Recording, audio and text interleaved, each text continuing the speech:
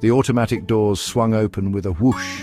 The cool air from inside the store greeted them, a stark contrast to the warm day outside. Little Cindy and her mother entered. Bright lights, shiny floors. The aisles seemed to stretch endlessly, filled with colorful products and enticing aromas. It was a grocery store adventure. Cindy's eyes widened with excitement as she took in the vast array of items.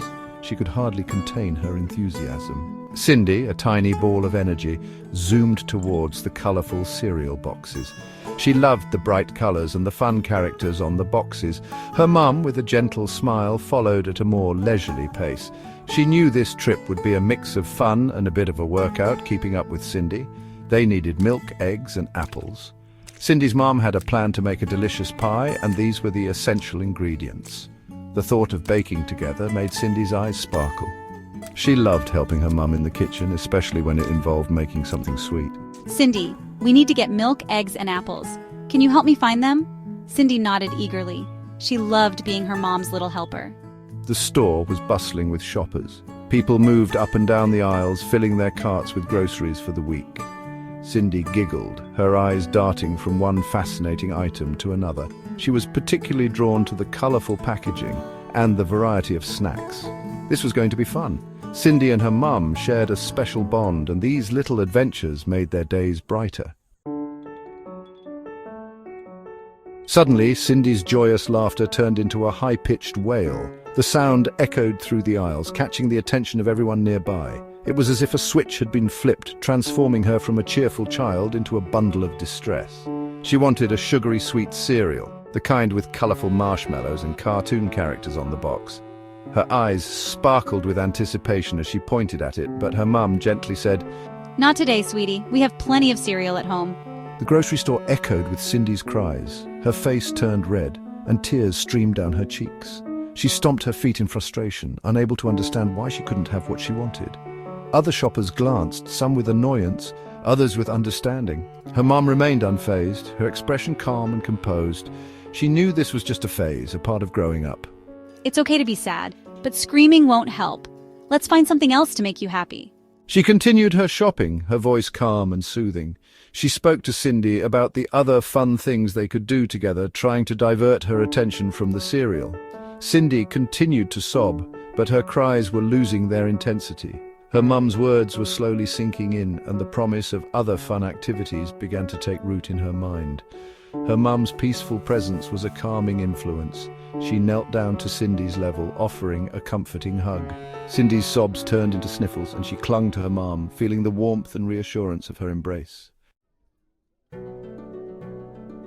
As they moved through the aisles, her mom hummed a cheerful tune. She pointed out different fruits and vegetables, describing their colors and shapes. Look, Cindy, a bright red apple, just like the one Snow White ate. Cindy sniffled, her interest piqued. Slowly she stopped crying, her big blue eyes gazing at the apple. Her mum continued her shopping, her serene demeanor unaffected by the earlier outburst. It was as if she had an invisible shield of tranquility. "What a beautiful little girl," he said, handing her a sticker. Cindy, her earlier meltdown forgotten, beamed. "Thank you, dear," the old woman said, her face crinkling with gratitude.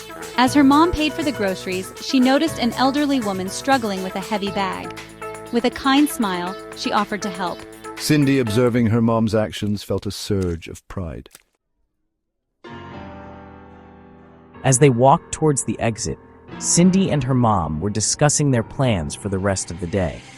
They had just finished their grocery shopping and were looking forward to a relaxing afternoon at home. Cindy was excited about the new book her mom had promised to read to her. The store was bustling with activity, and the air was filled with the sounds of chatter and the beeping of checkout scanners. Suddenly, the young man from the checkout counter approached them.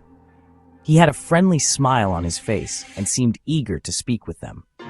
Cindy's mom noticed him coming their way and wondered what he wanted to say. "Excuse me, ma'am," he said to her mom. His voice was polite and respectful, and he seemed genuinely interested in making a connection. Cindy looked up at him curiously, wondering what he was going to say next. "I just wanted to say, you are amazing." The young man's eyes sparkled with admiration. Cindy's mom was taken aback by the unexpected compliment and felt a warm blush spread across her cheeks.